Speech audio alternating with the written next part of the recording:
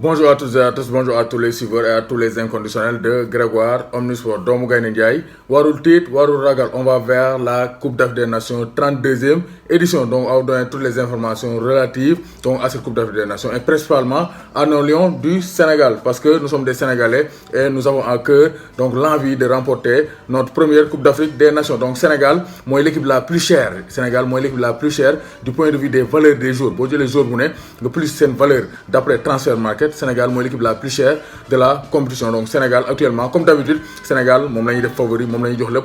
Je pense que cette fois-ci favori bi dinañu jik. Donc Sénégal mooy l'équipe la plus chère avec une valeur marchande de son équipe de 343,5 millions d'euros. Donc 224,5 milliards de francs CFA. Donc équipe bi topp mooy la Côte d'Ivoire avec 270,95 millions d'euros. Troisième Égypte 184 millions d'euros. Ghana quatrième donc avec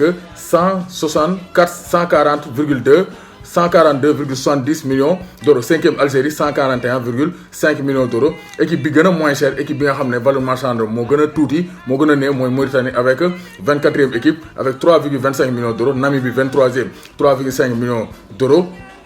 Ouganda 4,23 millions d'euros. Donc la Tanzanie 10,1 millions d'euros. Ça sont les équipes de bas de tableau. Donc les petits poussés tere gàmmu yi nga xamante ne ñoo war a créer la surprise durant la CAN 2000. Donc Sénégal mooy donc l'équipe la plus chère durant cette Coupe d'Afrique des Nations. Donc Sénégal dernier donc classement FIFA bi avant la CAN. Sénégal toujours premier 22e mondial. Sénégal est le premier donc est la première nation en Afrique. Maintenant il faut donc concrétiser ça en remportant la CAN 2019 parce que premier donc classement FIFA donc ça signifie rien parce qu'à chaque fois on est premier, mais au niveau des compétitions, on est un peu donc derrière les autres écuries qui ont donc l'habitude de gagner les grandes compétitions. Donc Sénégal, moi, première nation africaine donc du classement FIFA, donc du dernier classement FIFA avant la CAN 2019. Donc il y a une information donc tey Grégoire day jël football beeg bëre beeg yëpp donc ñambaas ci biir donc tey donc gis nañ ne suba le 15 juin, donc il y aura le gala de lutte de Luc Nicolaï, Senfalo Luc Nicolaï, dina organiser le gala de lutte entre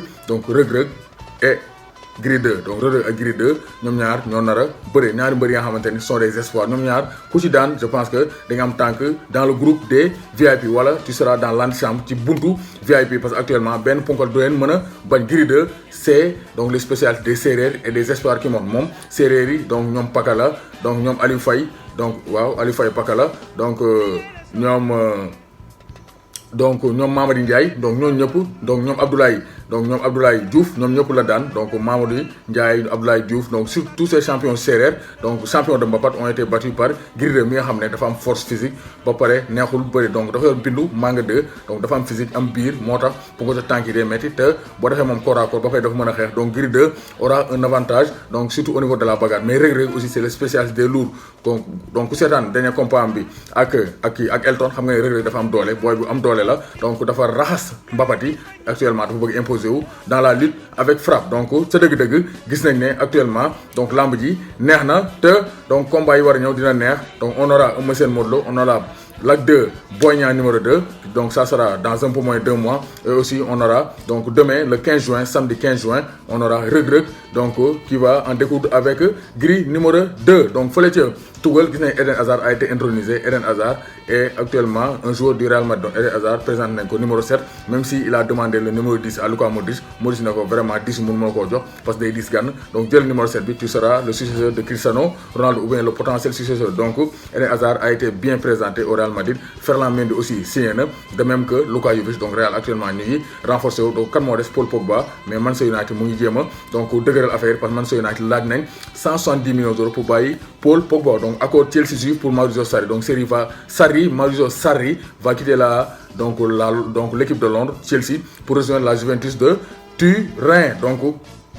Donc Allegri moom mi nga xam ne moo nekkoon ancien entraîneur Juventus yooyu neen day def année sabbatique neen day dallu donc toog xaar les prochaines offres pour la saison 2020-2021. Donc Leonardo rejoint le Paris Saint-Germain. Leonardo c'est le retour donc koo xam ne foo yem dellu fa nga dellu si foo jëlee doom delloo fa sab loxo. Donc Leonardo revient au Paris Saint-Germain donc après le départ de Antero Henrique Leonardo peut changer la donne au Paris Saint-Germain parce que il connaît les joueurs, il connaît le football et il peut amener les grands joueurs comme Matthijs de Ligt mi nga xam ne actuellement waa Barça dañoo mer parce que de Ligt gaa ngi ko doon xaar mais ba léegi ñëwagul mais mais actuellement on se dit que donc d'après certaines informations De Ligt est proche donc de signer au Paris Saint-Germain. Donc Emmanuel Amunike, ancienne légende du football nigérian, donc nee na un groupe difficile, donc groupe bu Sénégal bi nee na moom parce que moom c'est l'honneur de la Tanzanie, les Taifa Stars ou bien les Kilimanjaro Stars. Donc Amunike nee na groupe bi dafa metti, donc c'est clair, il y aura le Sénégal et l'Algérie qui feront figure d'éventail. Donc ça sera difficile pour ces équipes-là, le Kenya et la Tanzanie, de sortir, même si le football, donc en football tout est possible. Donc Andy Delors,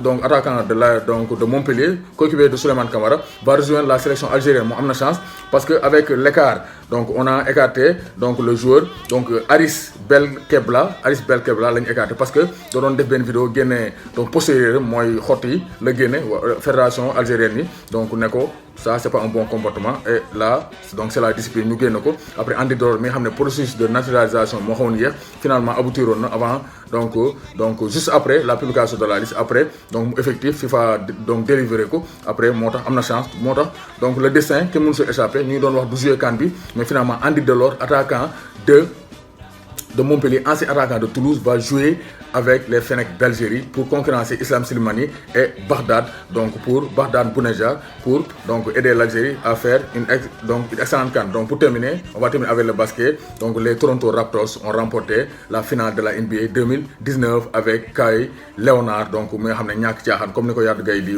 waxee, donc les férus donc du basket Fallou Laye, donc ñoom moo c'est le grand spécialiste. Donc je vous salue. Donc c'est la fin donc de l'hégémonie de Golden State des Warriors, parce que Toronto Raptors dañ fekki ci Oracle Arena bi dóor leen donc 114 donc 110. Donc c'est la fin du règne de Kevin Durant et de Stephen Curry. Donc là c'était un peu prévisible parce qu'il y a eu beaucoup de blessures. Donc Kevin Durant s'était blessé lors du dernier match. Klay Thompson a été donc évacué après avoir perdu son genou. Cette fois-ci c'est Curry qui s'est démené, mais il y avait Ibaka, il y avait donc Laurie, donc il y avait Van Hellet, donc il y avait Kawhi Leonard, donc c'était un peu trop pour donc les Warriors. Donc Toronto Raptors, donc une franchise canadienne, remporte sa première donc finale de NBA, donc une première récompense ou bien un premier sac historique pour les Canadiens de Toronto Raptors. Donc Kawhi donc Leonard a été élu MVP de la finale. Donc c'était tout ce qu'on vous avait proposé par rapport à ce jaxase mélangé, donc à cette rubrique